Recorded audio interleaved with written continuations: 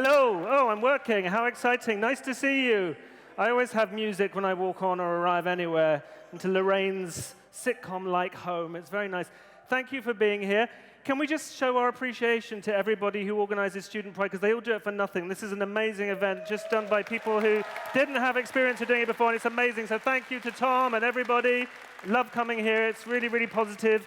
And us LGBT people get to talk, and it's not in a nightclub and no one's drunk. Who knew we could actually do that? It's incredible. Amazing. What a new experience for most of us. Some of us are drunk. Hello, Kevin. Love you. Always rely on you, my darling.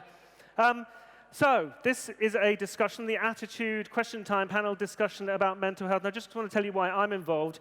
In 2010, when I became editor of Attitude, I realized that I had been dealing with some issues myself as I had been growing up, and kind of struggling a bit, talking to the NHS, talking to some gay charities. No one could really give me any answers. No one could really help. And then I started to find some answers, and I wanted to tell people. So in summer 2010, I wrote an article, 10-page article called How to Be Gay and Happy, about why it is perhaps that there are studies showing that LGBT people have higher levels, not everybody, but quite a number of us have higher levels of depression, anxiety, sometimes suicidal behavior, thoughts, and so on, sometimes addictive behavior, and why that might be. And we were a bit nervous about our attitude. We thought perhaps the readers might be offended or upset, or as if we were saying, we've all got mental health problems, which isn't what we were saying. So we were nervous about it, but actually we got more letters in support of it than we've ever had over anything. More than 300 emails and letters to me saying, oh my God, that's my experience, we need to talk about this more, you're inside my head. Let's talk about it. So for the last 4 years, I've been writing a book, which is out in June, called Straight Jacket, How to Be Gay and Happy, and I'm very excited about it, and I hope you will like it. It's a difficult read, but I think it's important. And so today, we're going to have a discussion with some people about this subject matter. So if you could hold your applause while I introduce the panel, and then give them a big round of applause when they come up, that would be amazing. Unfortunately, Munro Bergdorf can't make it today, sadly, but instead we have the founder of Nail Transphobia, Charlie Craggs. We have Taz Edwards-White, who's a mental health and wellbeing coordinator at Metro Charity, which is an amazing charity which I love. We have Bisi Alimi, who's a Nigerian LGBT rights activist and co-founder of Kaleidoscope Trust. We have Johnny Benjamin, who you might have seen we gave an Attitude Pride Award to last year, who's a mental health campaigner, vlogger, and author, and created the Find Mike campaign, which you might have seen in the media over the last couple of years. And we also have someone very, very special, someone we love very much, a pop star and mental health advocate and LGBT activist, the lovely Mr. Will Young. Would you please welcome our panel? Hello. This is Johnny. This is Taz. This is Bisi. Oh, right. Okay, fine.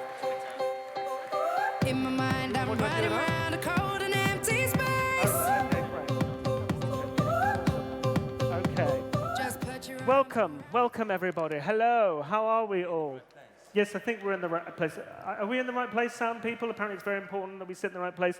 The sound people can tell us if we're not, or you just won't be able to hear us, but we're all very pretty and you can just look at us. I think we missed it.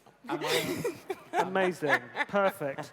Okay, so I just want to give you guys and all of us a little bit of background info. There was a really, really fantastic charity, which Will was actually a patron of, called PACE Health. And it's the UK's only LGBT-specific mental health charity. They are amazing. They've done some incredible work. I know many people have used their services. I've sent many people that way myself. Unfortunately, in the last couple of weeks, they've actually just shut because of government cuts, which is a really terrible thing to happen for London, for this whole country. It's a shocking thing. So it gives this an extra level of, I don't know, seriousness, I guess, that PACE are no longer around. But for the last 5 years, they did research for a very important study, which was published last year, called the RARE Research Project. It was one of the most comprehensive studies of mental health in LGBT people. And some of their statistics they found were that young LGBT people under 26 are more likely to attempt suicide and to self-harm than their heterosexual and cisgendered peers. 34% of young LGB people had made at least one suicide attempt, compared to 18% of heterosexual young people. That's 34% for LGB young people, compared to 18% of heterosexual young people. 48% of young trans people had made one attempt at suicide, at least one attempt, compared to 26% of cisgendered young people, which is shocking to me. It's a really massive difference, I think. So let's start with Johnny. Why do you think that might be? Well, from my own personal experience, I grew up in a Jewish family, and I was constantly told that being gay was a sin. And, to have that throughout your whole life, that, being gay is wrong, and it's not just wrong, it's really bad, and you're going to go to hell for it, What does that do to someone's mind? And, I'm not trying to criticize religion, but I just think that, for me personally, I saw suicide as, I'd rather have killed myself than have come out, because I was so ashamed and I felt so embarrassed about my sexuality, and that death, that not to be here anymore was the easier option. And that's so sad that people think that, that they'd rather not live than just be their true selves. And the thought of telling my family, and, well, particularly my family, that I was gay, it just did not bear thinking about. And I know I'm not alone in having those deep fears and the turmoil that you go through, because you're so terrified about coming out and the reaction you're going to get. It can lead to suicide, It's really sad. Could you just tell us a little bit about, for people who might not know your story, just very briefly about how you came to be talking about these issues? Sure. So 2 years ago, in 2014, I launched a campaign to...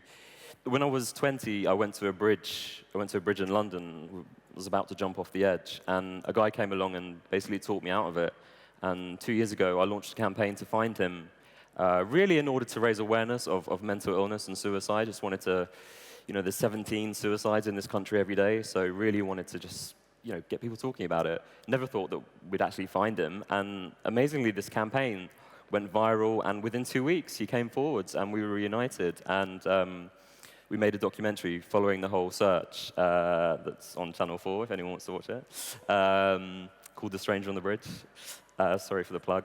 And now I'm talking about it. I give talks in hospitals and workplaces, and my big passion is young people, so I've just launched a workshop in schools. I want every single pupil in this country to have mental health education. It's so important. 75% of mental illness begins in adolescence, so it does not make sense why we're not educating our young minds around mental health. They teach them how to look after their bodies, do physical education and sports, but why we're not, looking after our young people's well-being is just beyond me. There's so much that in the last few years I've seen about mental health in this country that desperately needs to change, from the prison systems to the actual mental health system. If anyone's got an experience of using the mental health system in this country, they'll know how I can't swear, they'll know how bad it is. It's so appalling the way mental health is treated in this country. I think the stigma is decreasing, yeah, but mental health treatment and the way it's funded is just appalling in this country. That's definitely my experience. We'll talk about that a bit more, I think. Taz, can you tell us a bit about your experience, or maybe of the kind of people that come to Metro with some of these issues? Well, and also want to make clear as well, and Johnny's campaign is for everybody, and of course, LGBT people are by far and away not the only people who suffer from mental health problems and depression. It's a huge thing for lots of people, isn't it? Unfortunately, Johnny's story is really not uncommon at all. Like, I see anything from 6 people a day coming in feeling in crisis because they're not able to feel that they can come out or be themselves. And it's not, and I think a really big point that I wanted to make today was to separate mental illness from sexuality, sexual identity, sexual orientation and gender identity and any kind of trans issues. They're completely separate, and it's because of all the pressures, as you were talking about, with coming from a religious background, but it's not just religious backgrounds. I also work with some people who are refugees and asylum seekers as well, and have awful experiences growing up, and torture and abuse, and their houses being burnt down because they've been outed within their communities. But even within this country as well, there's people who come out to their parents, and then the parents just kick them out and disown them, and they don't have any support, and just feeling really, really awful. Like, it just all goes within themselves, and they just feel so helpless, and it's just so ridiculous because, it's who we are. So I don't really understand, how. Anyway, so I've gone off on a tangent. Sorry. No. There's a kind of perception, something I hear all the time at work, is many gay people say this to me, and well-meaning straight people, that everything's fine now. This country isn't homophobic anymore. It's really easy. People are very accepting. What's your experience of the people who say that to you? And is it young people that are still coming with these stories? Yeah, unfortunately, it's quite often young people, but even people that have been in, tried to make a heterosexual life for themselves and been married for a number of years, and then feeling that they want to come out, are still being disowned and rejected by their families. But mostly and more often than not, it's young people that are having that experience.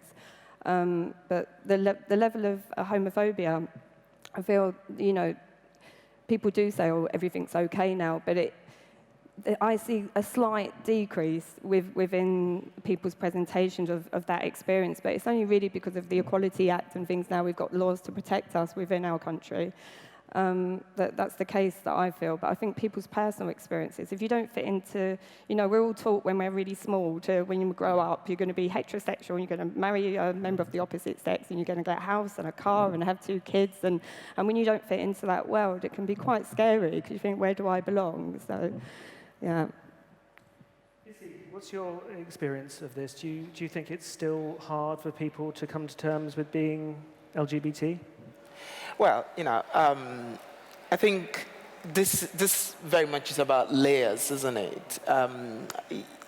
And there's this part of these problems that actually been under-researched in this country, and that is how mental health is affecting BME LGBT young people.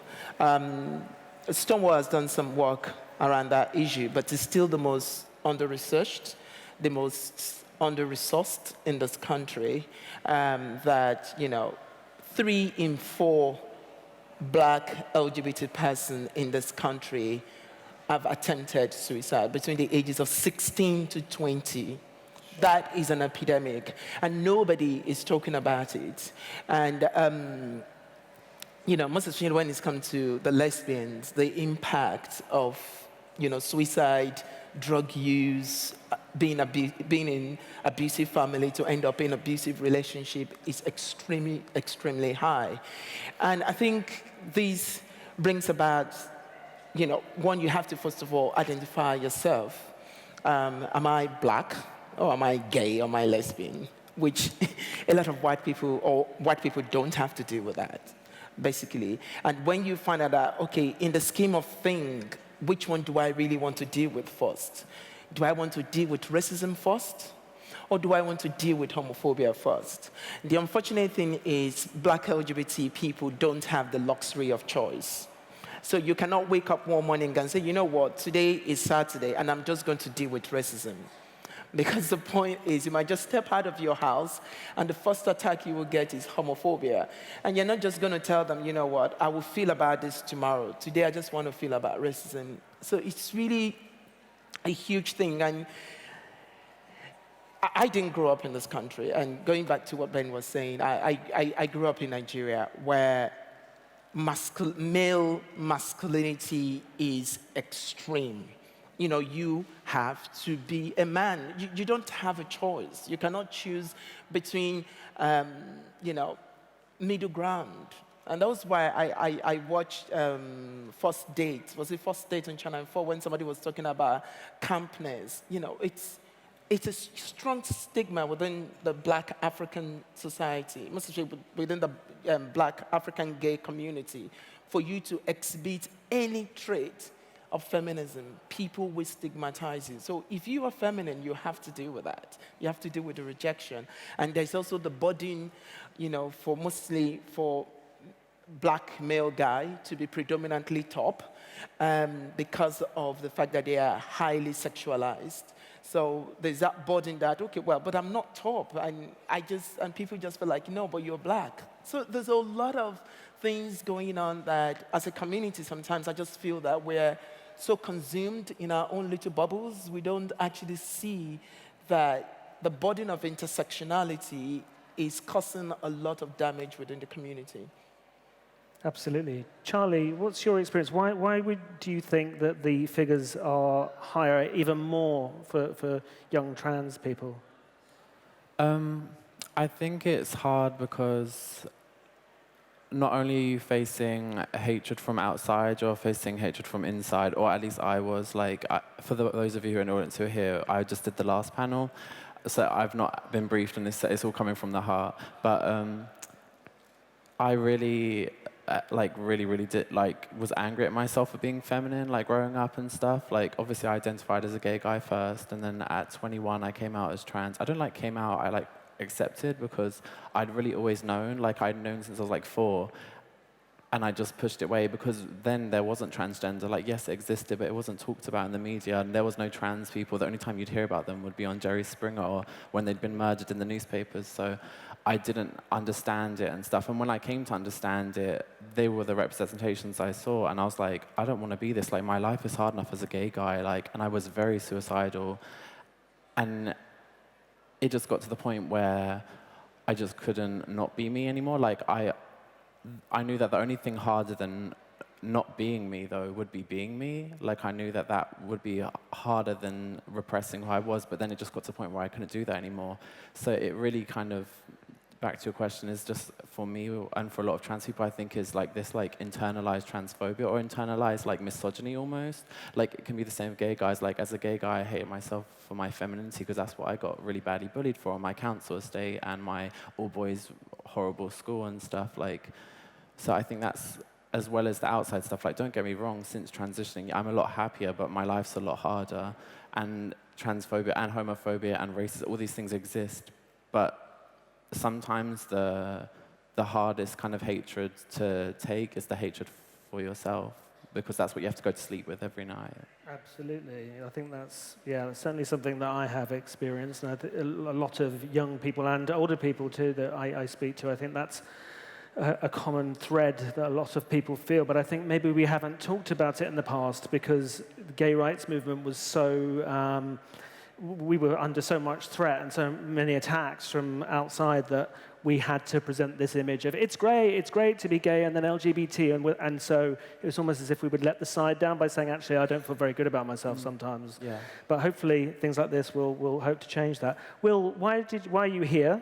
I'm very glad you are. But and why did you become a patron of PACE? Why did you am I feel it was? here? Why are you here? I thought it was a Starbucks, and I just walked in. I'm on the panel.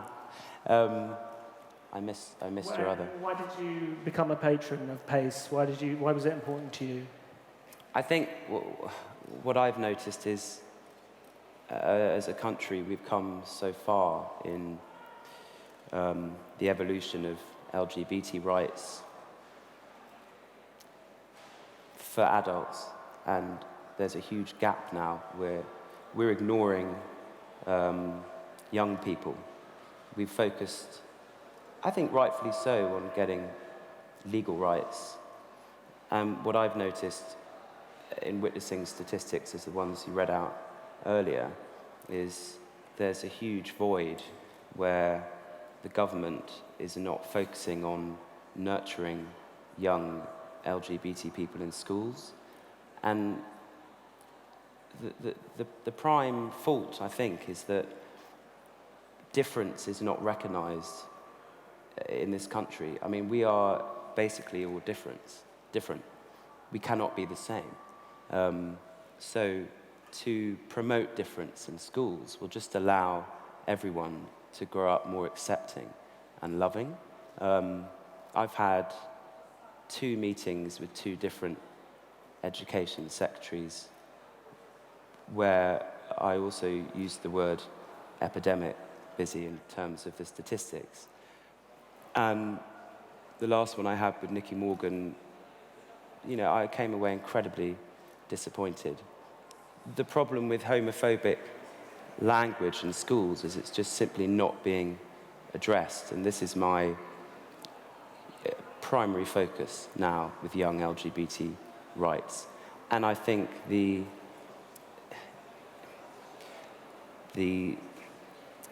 what lies beneath that is people just don't think it's an issue. You know, there is still a latent homophobia in this country. You were on Newsnight, weren't you? And they had Milo Yiannopoulos, who I think has been on the panel here. He's a very right-wing media commentator, gay man, and he was arguing against you, saying it's fine, use the word gay in a negative way at school. Why is it bad? Because we're talking about, we don't grow up with shame. Shame is put upon us.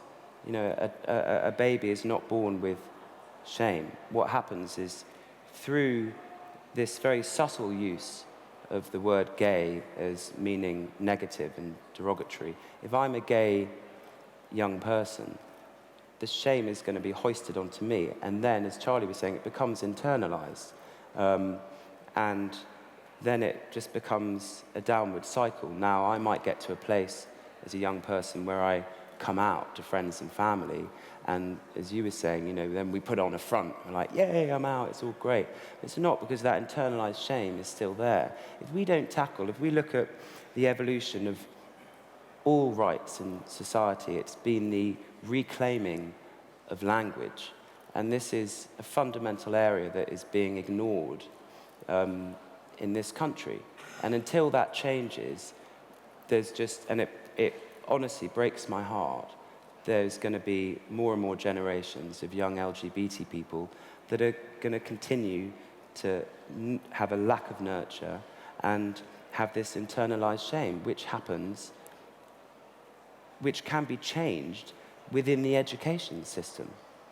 63% of secondary school teachers don't think that it's a problem, that someone using the word gay in a derogatory sense cannot be harming. And yet, in 2012, a study of just over 1,000 young LGBT people found that 98% of young LGBT people found it distressing.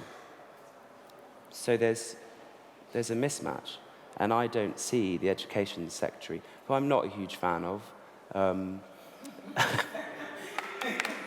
all.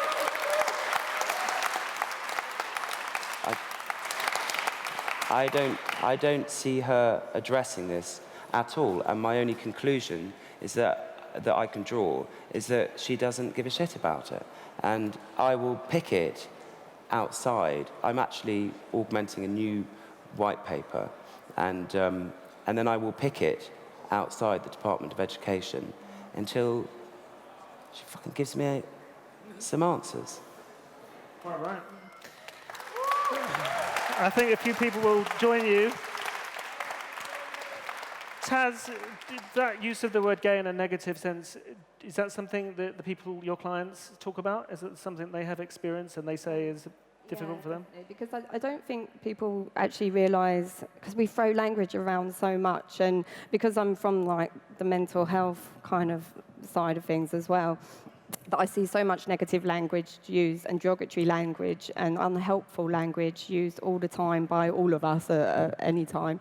And I think it's really important because it does have a really negative impact onto those who are listening, and someone who might not be out and, you know, might not really be understanding, going through quite a journey with themselves and their identity, to start hearing words like such as, oh, that's so gay, or things used in a derogatory way, it's really detrimental to their well-being. You know, they'll take it on, and it just pushes them, you know, with that internalized shame, as Will was just referring to, but it pushes it all inwards, and people don't feel comfortable to be themselves, so it can make you really unwell.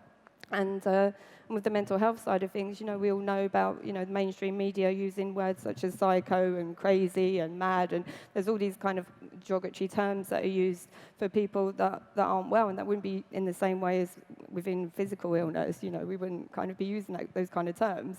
So to me, it doesn't make sense, but you know, I think we have to be really, really careful in schools, in unis, anywhere within ourselves. And I often get, you know, talk to my friends, they get a bit annoyed. They think I'm a bit like PC all the time. Oh, you know, you're always going on about terminology and language.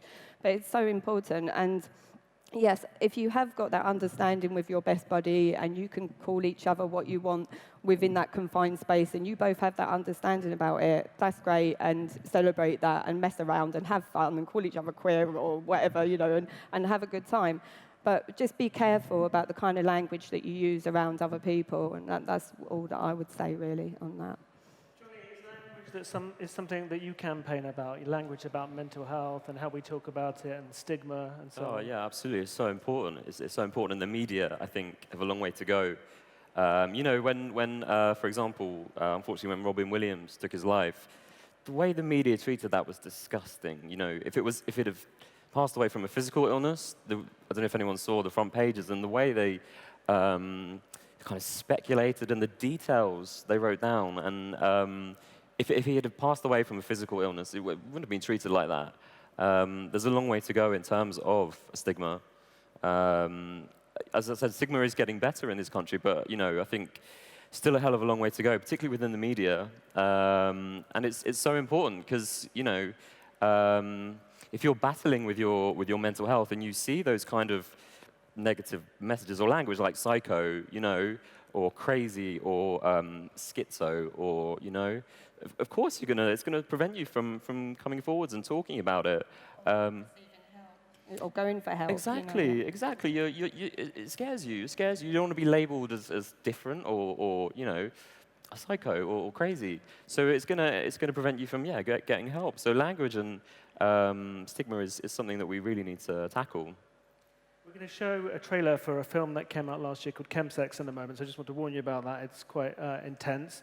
But I think we've established that as young LGBT people, we experience a lot of shame that's not necessarily our own. As Will said, it's kind of thrust upon us from other people's baggage.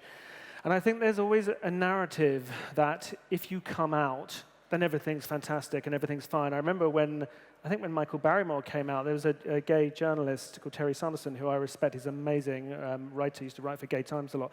And he wrote an open letter in The Guardian, I think, saying to Michael Barrymore, now you've come out, everything will be absolutely fantastic. And obviously for Michael Barrymore, we know that he then had a huge amount of problems. So I want to just talk about how that shame impacts us sometimes in our adult life, for some of us, not everybody. So could we show that trailer for the Chemsex film, please?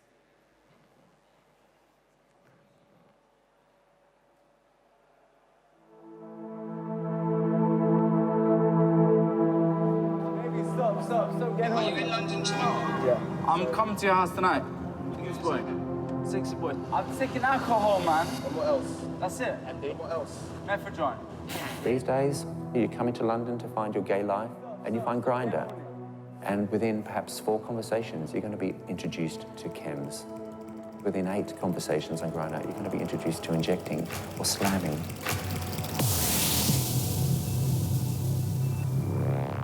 Originally, sex and drugs were 2 separate things. Somewhere along the line, you were no longer having sex without drugs, and you were no longer having drugs without sex. Tina, TG, they all mean one thing. It's time to party. The feelings that you get is like a firework displayed in your soul. It looks to some people of greedy, self-indulgent, promiscuous gay boys going out having fun on drugs. It's more complicated than that. The gay scene can be such a lonely, alienating place. The drugs gave me the confidence that I never had. Vulnerable gay men with issues around sex. New drugs that tapped into that problem rather well, and changing technology. What they call the perfect storm. Once you cross the line, and once you're in that world of chems and you're in that world of incredible sex, if you never come back across the line and see what else is there, it's very easy to stay in there. Being diagnosed with HIV, so it happened after I'd OD'd on G. 5 gay men are being diagnosed with HIV every single day in London, just in London. That's a huge number. There's something about our relationship to our sex that's causing harm and that needs addressing.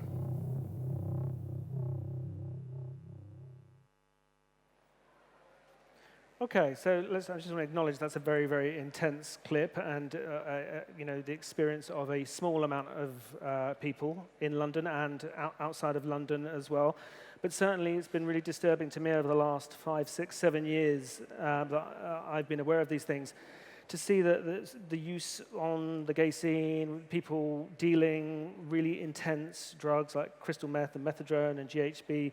It's very, very easy, as David Stewart says. You know, often young gay people come to big cities like London, and we go on Grindr or Scruff or Hornet or apps like that, and these drugs are being dealt. Now, it's not about demonizing drug use. That's a whole other discussion. I think it's fair to say that these drugs are very, very addictive, very, very powerful, and very, very dangerous. I'm certainly very aware of lots of people, friends of friends on Facebook, people who have overdosed, died, using these drugs. So I do think there's a drug problem. So let's talk about drugs. I saw you nodding away, Taz. No, only because that's just exactly my experience. And I think because I was born in London and I grew up in London, and I've been on the London LGBT scene since I was about 15, on and off over the years.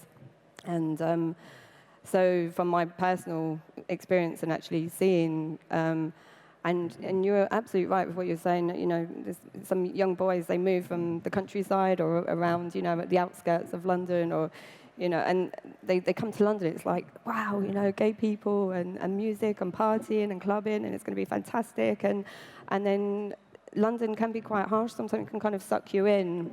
And if you're not kind of aware or have that understanding about what these kind of drugs can do to you, then you can very easily slip into that lifestyle.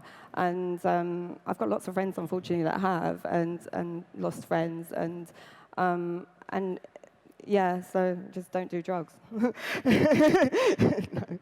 I don't. Well, don't do some drugs. Yeah, I mean, it seems to me, in my experience of kind of, you know, working with, you know, mental health professionals who work with the LGBT sector, everyone's a little bit nervous about saying don't do drugs, because there's this thing about older people. If older people say don't do drugs, young people are going to go, woohoo, I want to take drugs. So it's really hard, isn't it? I think the best way is to kind of research what these drugs do to your body and how they affect you, and everything's really individual to you uniquely as a person, and obviously everyone's allowed to make their own decisions, their own personal choices about how they live their lives. But it is, I think, just find out about what is actually, because also it can make you vulnerable and get you into these positions and situations that are really bad for your sexual health, really bad for your mental well-being, and make you really vulnerable. So that's all I would say about it. You see, have you noticed drug use in young people becoming problematic in your experience? I don't know if you have experience of people that you socialize with or see. Well, I've had opportunities of actually working with young people who, just like you said, and like you alluded to, who not just so much under the pressure of, you know, wanting to have sex, but that is the only way they can be part of a community that they know. You know, you're kicked out of your house at the age of 17, you're homeless, you find yourself trading sex for a bed, and that bed comes with chemicals that you have to use, or else you're back on the streets. You know, chemicals becomes breakfast, lunch, and dinner for you because you have no choice. And there are people that just felt like the only way I can actually be part of a community and be accepted is to be part of this. Like you said, I don't really subscribe to the demonization of the use of drugs. I've never used, well, I've used drugs. I've used alcohol. I guess that's the only drug that I've ever used in my life. And that is huge as well. But I think that one of the problems that we have is we are not having an opportunity to talk openly about the use of drugs and what it's doing to us, or question ourselves, look into our eyes and say, okay, when at that point I pick up the pill or I pick up that bottle of alcohol and I want to drink it for the sake of sex, what is it that I'm losing? You know, if you can't have sex sober, then there is an issue there. And this issue has to be addressed. But again, how will I take somebody on a journey to understand there is an issue? Because if you don't understand there is an issue, it's just like when I was going through my mental health, it took me over 15 years before I actually could come to a conclusion in my own personal life that, you know what, I've got an issue. And that was when I woke up in the mental health hospital at Lewisham. You know, I think my ex-flatmate, she's here. She saved my life. And it was just at that point, I just felt like, you know what, I've been trying to kill myself at the age of 17. I've not been successful. Maybe I should just stop killing myself and I should just live it. But I came to a conclusion that I have an issue I need to address. And that's what I do. I talk to people who are using drugs. I don't tell them to say, stop using it, unless I have an alternative to fill, because there's a vacuum that the drug is filling.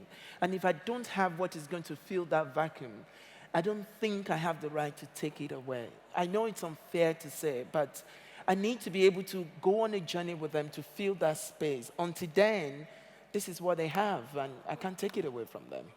There's a really upsetting line in the film, I don't know if you could hear it in the room with the echo, where a commentator says the gay scene is such a lonely and isolating place. I just wondered if anyone who might agree with that might put their hand up, because I have certainly experienced that at times. Okay, that's interesting. Will, you put your hand up there. What's your experience of that, and why do you think it sometimes feels like it can be a lonely and isolating place? I think it can be because I used to joke with friends that I would walk into a gay club and smell the self-hate, you know, in the room. And for myself, I couldn't deal with that self-hate.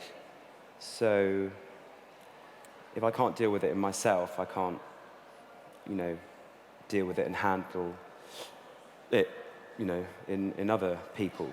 You know, I'd be on a train, and if there was a group of gay guys behind me, you know, I'd bristle, you know, because I couldn't handle it, because I hated myself for being gay. And I think it comes back to, there's a great book called The Velvet Rage, which when I had my breakdown, that was the first book that I read, and then I went on to John Bradshaw on shame and Pia Melody on love addiction, and I was a love addict, still am a love addict, addicted to porn, certainly addicted to alcohol, and it was because it was masking and aiding with a huge void. I never went on a date without having at least 2 drinks before I left the house. I didn't even notice that as a problem.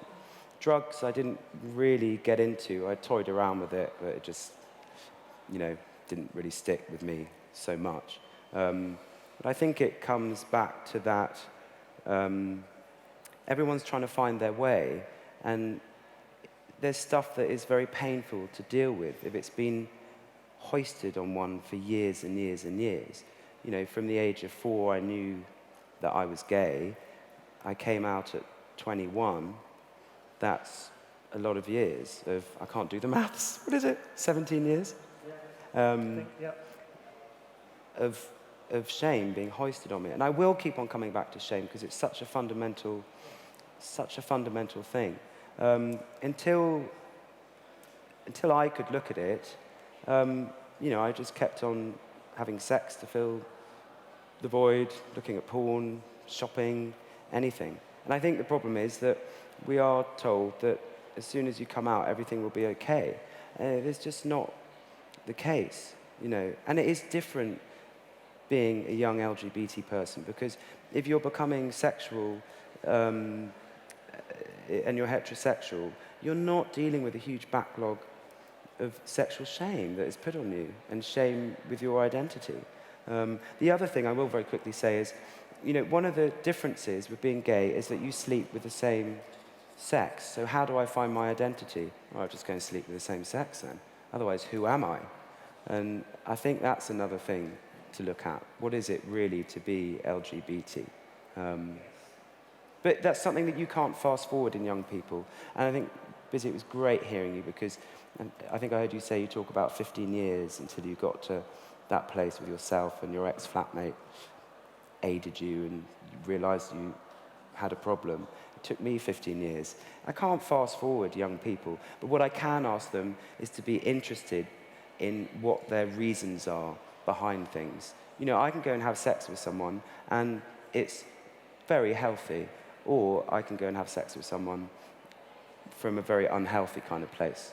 So I just ask young people to be interested in their reasons and intentions behind it. Yeah, that's good advice. I mean, for me, in my experience, I came out when I was 16 and it was straight into a gay youth group with lots of quite intense people, some dysfunctional things happening, then went out into the gay scene. And I think actually what I really needed at that time was to talk about my experience, to talk about what it had been like growing up in shame, in the closet, rather than just going out and getting completely pissed and dancing to Kylie, as fun as that was. And I want to acknowledge as well, actually, not all LGBT people have these issues.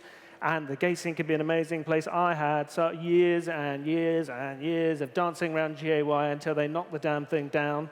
And it was really, really good fun. But actually, I have to say, like Will, I was filling a void as well. I didn't feel good about myself, and it just felt much easier to get completely out of my head on alcopops and things. How is your experience of, do you go out onto the LGBT scene, you know, to gay bars and things now that you're transitioned?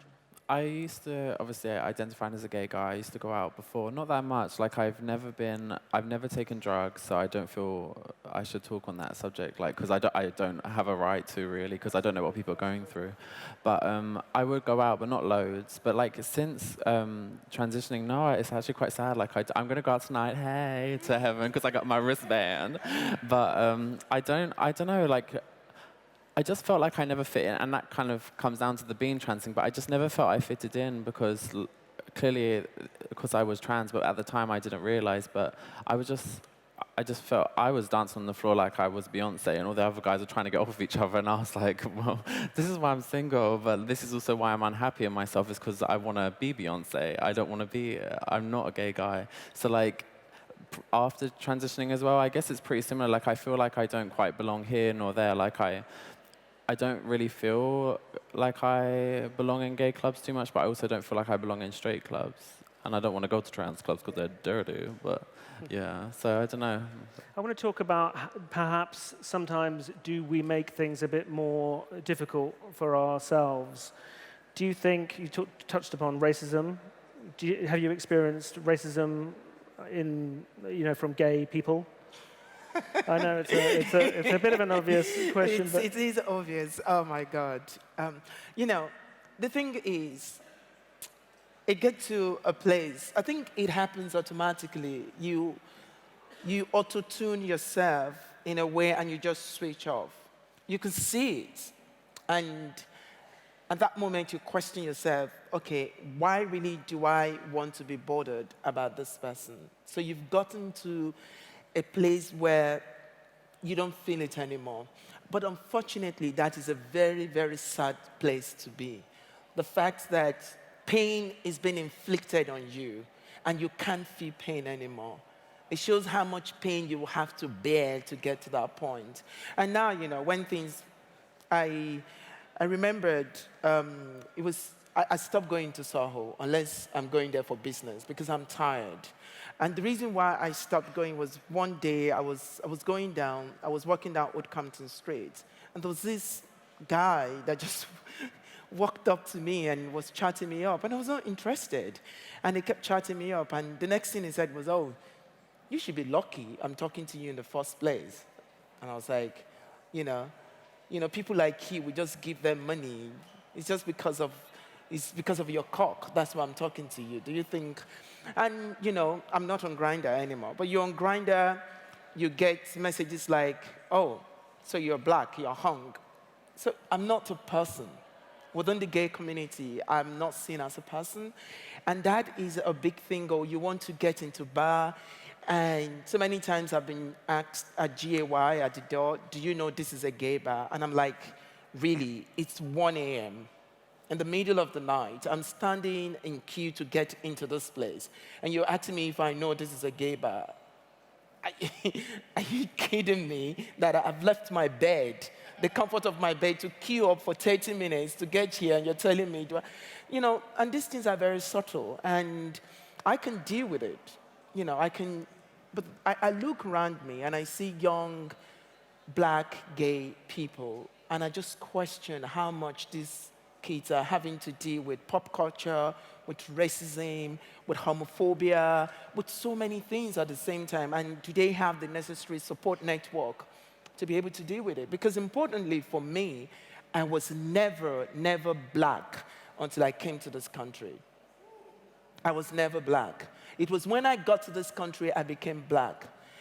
And in as much as I don't like to classify myself as black because of the baggage that comes with it, I see it as a process of empowerment for me. And I own it, I take it on board. It has really helped me, and I celebrate my blackness, but it's such a struggle. Will, what are the solutions?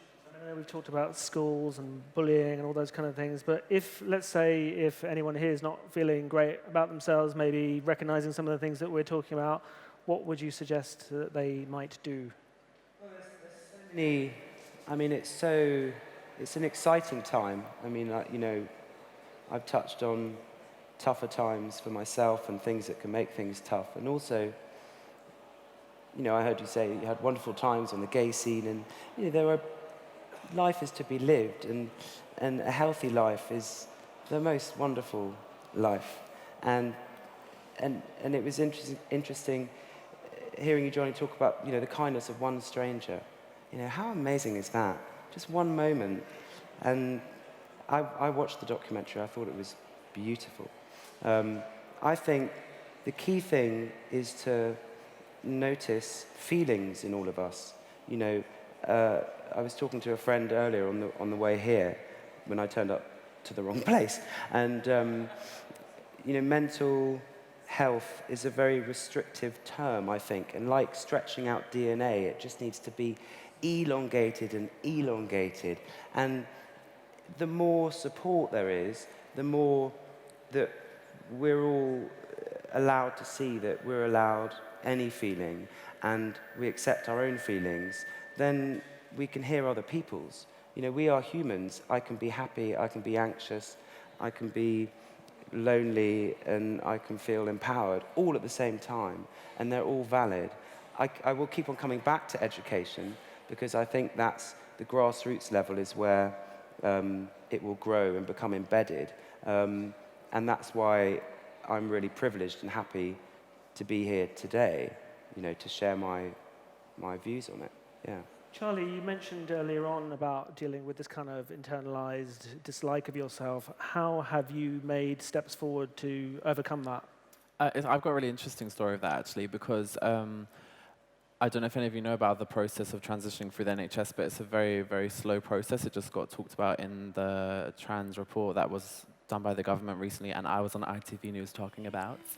But it's very, very long, and it's going to change soon, hopefully. But I had to wait about 2 years before I started transitioning medically, and so that meant that for those 2 years, I was kind of in like a prison almost, but I was so much more positive because I knew every day I'd wake up and I'd be one day closer to getting on hormones. So I'd be like, okay, I can do this, just keep going. And I was very suicidal, like I said, before transition, before accepting myself. But it's weird that in those 2 years, nothing changed. Like even now, I've only been on hormones 6 months. This is all padding and contour, honey, and a prayer. But so not much has changed. And not much has changed with my body in 2 years or just over 2 years. But I would do things every day, I'd moisturize my body, and I would have my nails, paint my nails, and I would take vitamins and just be good to myself and try and love myself and work from the inwards. So even though I still had facial hair and I still have a receding hairline and I still had a penis, I loved myself because I was doing these little iterations every day to just try and make myself accept myself. And I did, and I really do. If I can do it, anyone can. I have gone from at one point, I made my family take down all the mirrors in the house. I'd have candles instead of lights. I thought I was so ugly. And now, like I said, not much has changed, but I've totally, totally loved myself. We've got to wrap it up very shortly, but Bissy, just in one sentence, what would you say to people who want to help with their mental health, and we'll just finish off. I think if you need help, help is out there. If you don't talk about it, you will not find somebody who is going to help you. It's very important to know that you're not alone. You're not the only one. There's so many people. Like Will said, it's a stretch. You know, there's a feeling that we all feel, but there is a deeper part of it. Go out, talk to somebody. Find somebody you can confide in. Reach out to somebody. It helped me. It saved my life. You know, and it's saving a lot of people's lives. Life is beautiful, and it's for the living. Yeah, we've all got mental health, and we've all got mental ill health, and we've all got physical health, and we've got physical ill health, and we've all got our identities and you know, who we identify with. And I think for me, the important thing is remember all the things that make you feel right within yourself, that make you feel comfortable, that make you feel happy, that bring you joy, and just remember those things for the times you are feeling down. If you're feeling really, really down, don't, you know, try to reach out, try to talk to a friend, talk to somebody you trust, you know, join support groups, talk to your doctor. At the worst way, go to A&E, scream, shout, stamp until you get heard, till you get seen, till you get someone to listen to you, and listen to others, and listen without labels, and listen to yourself as well. So. Johnny, in one sentence, what would you suggest to people who might want help? Well, first of all, never ever be embarrassed or ashamed about what goes on in here, because you know we can't control our thoughts and feelings, and what goes on in here, the brain is no different to the heart or the liver or the stomach, and just like you have, you know, a stomachache, you can't control it, and you can't control what goes on in here. So never feel embarrassed or ashamed about your thoughts and feelings, and just know that you can overcome. I believe you can overcome any adversity in life, whatever it is. And there's a great quote which is, the human spirit is stronger than anything that can happen to it. So I truly believe that anyone with the right support, and the support is there, with the right support, with an outlet, can really overcome anything in life. I really believe it. Absolutely. There's that very powerful statement about why suicide is never the right thing to do, which is that suicide is a permanent solution to a temporary problem. So I think that's always something to keep in your mind. It's also important to know there are people that you can go to. You can go to the NHS. If you have a problem with drugs or alcohol, certainly in London, you can go to Antidote, a London Friend. You can Google them. There are various LGBT support groups. There's the Metro Centre. There's the LGBT Foundation in Manchester, the Leicester LGBT Centre, the Birmingham LGBT Centre. There are places all over the country. Life is short and it is for living, so do not suffer. If you don't feel good, you can do something about it. There's groups like Alcoholics Anonymous, Narcotics Anonymous, Crystal Meth Addicts Anonymous, who have huge numbers of LGBT people who go to them, some LGBT-specific groups. So do not be alone. And always remember, if things are really, really bad, there's always Samaritans. So please could you thank our panel, Johnny Benjamin, Taz Edward White, Bissy Alimi, Charlie Craggs, and the lovely Will Young. Thank you for coming. Have a fantastic weekend.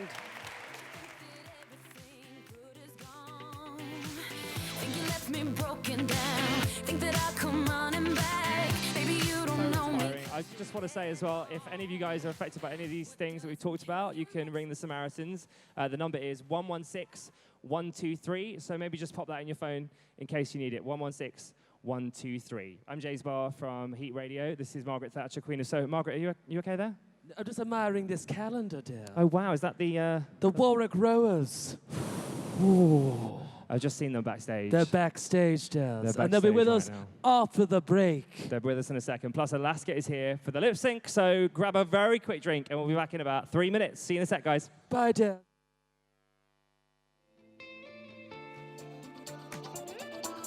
Thank you for watching this video from National Student Pride 2016. To watch more videos from the event, go to youtube.com/studentpride or click on the links in the description below.